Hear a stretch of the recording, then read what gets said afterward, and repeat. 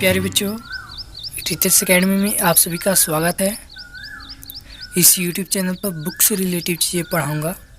अगर आपने अभी तक से हमारे चैनल को सब्सक्राइब नहीं किया है तो चैनल को सब्सक्राइब कर बेल आइकन को ऑल पर टैप कर लें ताकि हमारी वीडियो की नोटिफिकेशन आप तक सबसे पहले पहुँचे। तो चलिए बच्चों, अभी ना किसी देरी के वीडियो को आगे बढ़ाते हैं। यह कक्षा 8वीं की पाठ्य पुस्तक हिंदी भाषा मंजरी से लिया गया है। बच्चों, इस वीडियो में मैं 2 चैप्टर को एक्सप्लेन करूंगा, मतलब मैं उसे पढ़ाऊंगा आप लोग को 2 चैप्टर को, ठीक है। तो बच्चों, ये चैप्टर 1 है, अध्याय 1 है। अध्याय का नाम है बच्चों पुष्प की अभिलाषा, ठीक है। तो चलिए इसका क्वेश्चन आंसर देखते हैं।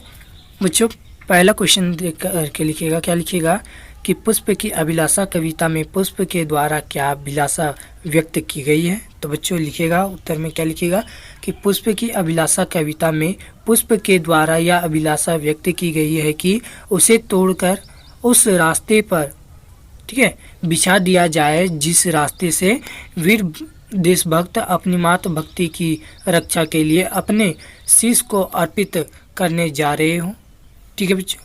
अगला क्वेश्चन देकर के लिखिएगा। क्या लिखिएगा कि मातृभूमि से आप क्या समझते हैं। तो चलिए इसका उत्तर हम लोग देते हैं।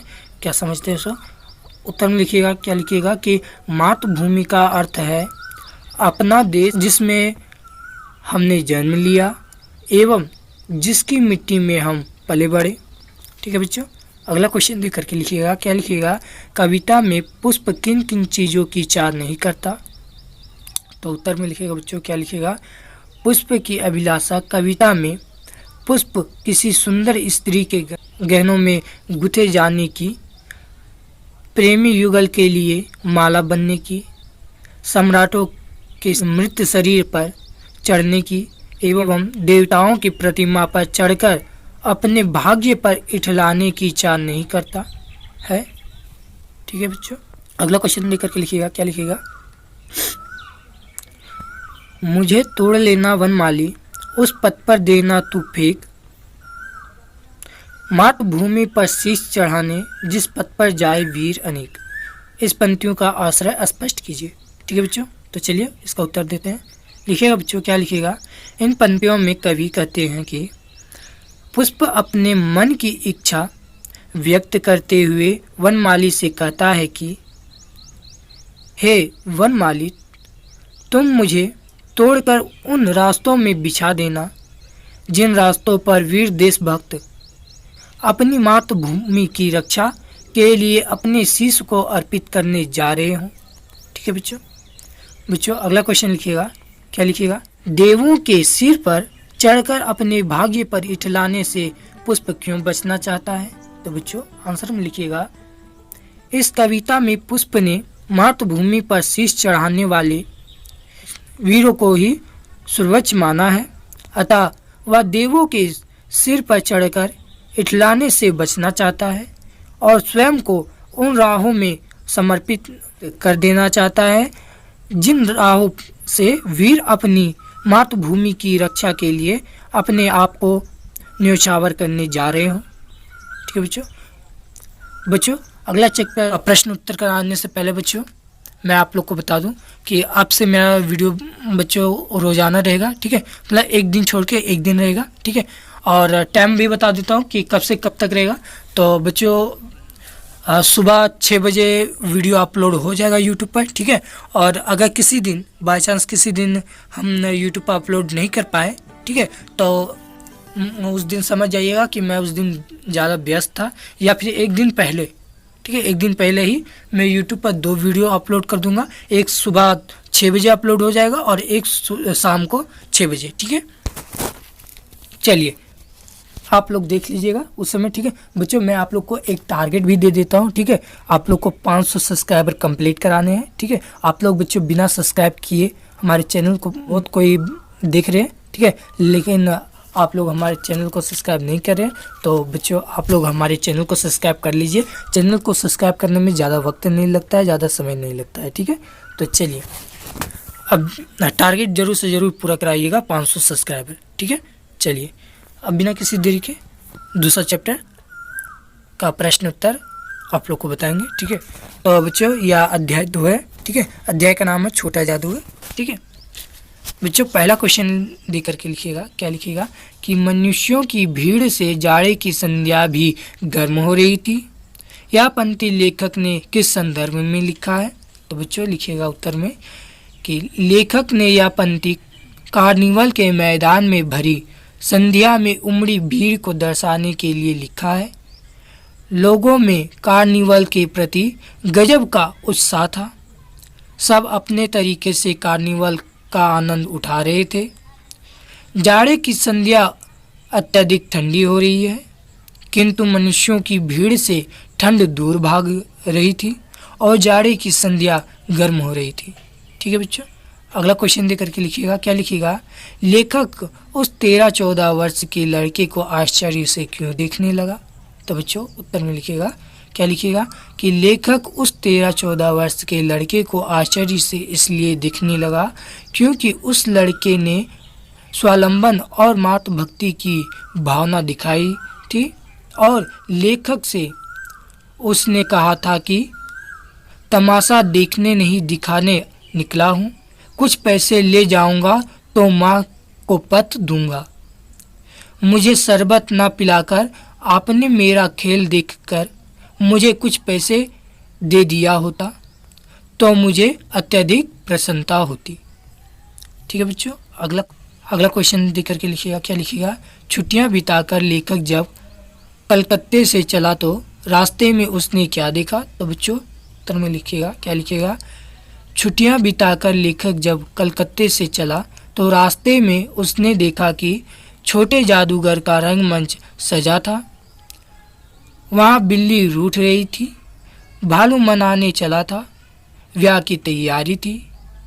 पर यह सब होते हुए भी जादूगर की वाणी में प्रसन्नता नहीं थी। जब वहाँ औरों को हंसाने की चेष्टा कर रहा था तब जैसे स्वयं काँप जाता था, मानो उसके ओरोए रो रहे थे। लेखक के पूछने पर कि आज खेल जमा क्यों नहीं, तो उसने कहा कि माँ ने कहा है कि आज तुम चले आना, मेरी घड़ी समीप है। ठीक है बच्चों अगला क्वेश्चन दे करके लिखिएगा। क्या लिखिएगा? कहानी में लेखक ने छोटा जादूगर के लिए क्या किया? क्या किया? तो बच्चों उत्तर में लिखिएगा। कहानी में लेखक ने छोटा जादूगर को शरबत पीने वाले को देखते हुए पाया था। लेखक के मन में छोटे जादूगर के प्रति जो संवेदना थी उसे उसने कहानी के अंत तक निभाया। सर्वप्रथम उसने छोटा जादूगर को कार्निवल का आनंद मित्रवत उठाने में मदद की, उसे शरबत पिलाया, बातों बातों में घर परिवार की जानकारी ले ली, निशानेबाजी में हिस्सा लेने में मदद किया, जिसके कारण छोटे जादूगर के पास तमाशा दिखाने हेतु सामग्रियों की व्यवस्था हो सकी। अगला क्वेश्चन लिखिएगा। क्या लिखिएगा बच्चों? आप कैसे कह सकते हैं कि छोटा जादूगर देशभक्त और मातृभक्त था? तो बच्चों उत्तर में लिखिएगा। छोटा जादूगर एक 13-14 वर्ष का स्वाभिमानी देशभक्त और मातृभक्त लड़का था। उसके पिता देश के लिए जेल में थे, वह भी देश के लिए पिता की तरह ही जेल जाना चाहता था, किंतु घर में उसकी माँ बीमार थी। अपनी माँ की बीमारी की वजह से वह जेल नहीं गया और माँ के लिए मेहनत करके कुछ कमाना चाहता है ताकि अपनी माँ की देखभाल भी कर ले और अपने पैरों पर खड़ा हो जाए। अगला क्वेश्चन देख करके लिखिएगा। क्या लिखिएगा बच्चों? छोटा जादूगर के चरित्र की विशेषताओं को लिखिए। तो बच्चों उत्तर में लिखिएगा। क्या लिखिएगा? छोटा जादूगर के चरित्र की निम्नलिखित विशेषताएं हैं। तो बच्चों पहला देख करके लिखिएगा, पॉइंट देख करके लिखिएगा। क्या लिखिएगा कि स्वावलंबी। क्या लिखिएगा बच्चों कि वह स्वयं तमाशा दिखाने के लिए उत्सुक रहता है ताकि कुछ पैसे कमा सके। अगला पॉइंट देख करके लिखिएगा। क्या लिखिएगा? मातृभक्त। क्या लिखिएगा बच्चों, बीमार माता की सेवा के लिए कठिन परिश्रम करता है। क्या पॉइंट दे करके लिखिएगा बच्चों, क्या लिखिएगा, देशभक्त। क्या लिखिएगा, उसके पिता देश के लिए जेल में है, उस बात का तो उसे गर्व है ही, वह स्वयं भी देश के लिए जेल जाने के लिए उत्सुक था। अगला पॉइंट दे करके लिखिएगा, क्या लिखिएगा, साहसी। क्या लिखिएगा, स्वयं का व्यवसाय अपनाकर वह दुनिया के समक्ष साहस का उदाहरण पेश करता है। ठीक है बच्चों, अगर आपको यह वीडियो पसंद आया तो प्लीज़ वीडियो को लाइक कर अपने दोस्तों के पास शेयर अवश्य करें। मिलेंगे अगली वीडियो में, तब तक के लिए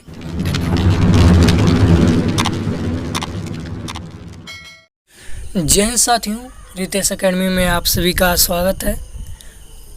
इस YouTube चैनल पर सिर्फ बुक से रिलेटेड चीज़ें पढ़ाऊँगा। अगर आप हमारे चैनल पर नए आए हैं तो प्लीज़ चैनल को सब्सक्राइब कर ऑल पर टैप कर दे ताकि हमारी वीडियो की नोटिफिकेशन आप तक सबसे पहले पहुँचे।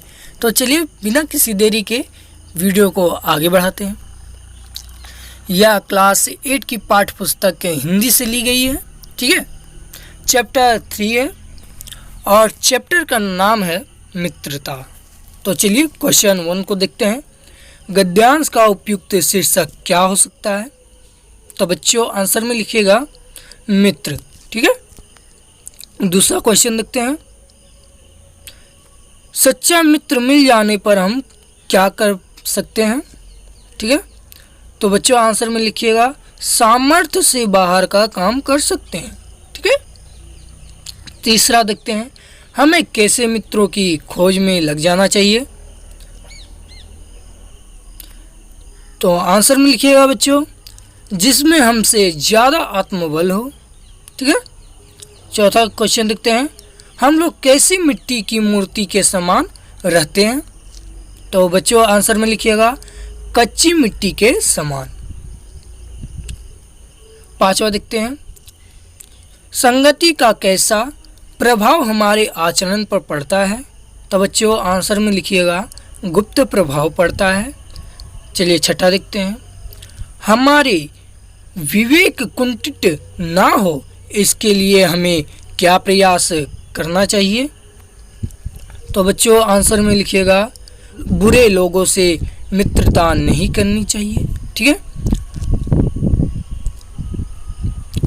अगर आप हमारे चैनल पर नए आए हैं तो प्लीज़ चैनल को जल्द से जल्द सब्सक्राइब कर दे ताकि हमारे वीडियो की नोटिफिकेशन आप तक सबसे पहले पहुंचे। तब तक के लिए धन्यवाद।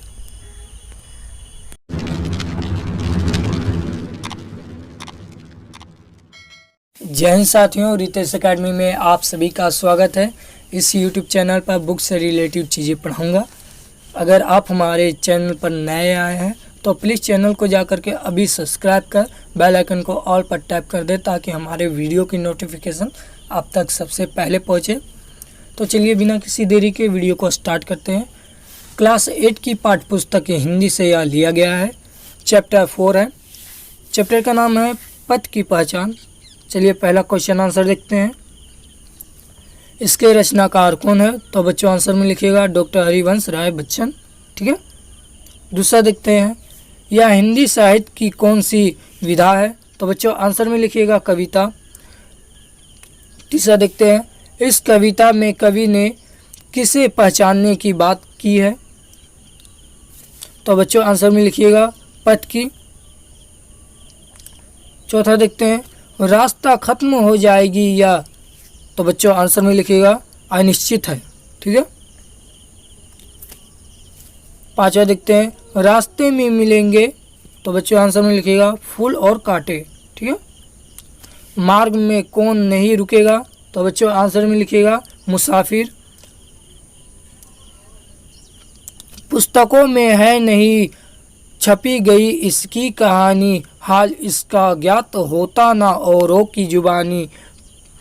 प्रस्तुत पदांश के रचनाकार कौन है? तो बच्चों आंसर में लिखिएगा डॉक्टर हरिवंश राय बच्चन। ठीक है, आठवां देखते हैं, पथ की पहचान शीर्षक कविता में कवि ने स्वप्न पर मुक्त होने से मना क्यों किया है? तो बच्चों आंसर में लिखिएगा स्वप्न सत्य से बड़े होते हैं। ठीक है, 9वां देखते हैं। पथ की पहचान कविता में कवि ने चलने से पहले क्या करने को कहा है? तो बच्चों आंसर में लिखिएगा पथ की पहचान करने को कहा है। ठीक है, 10वां देखते हैं। पथ की पहचान कविता में सफल राही कौन है? तो बच्चों आंसर में लिखिएगा महान लोग।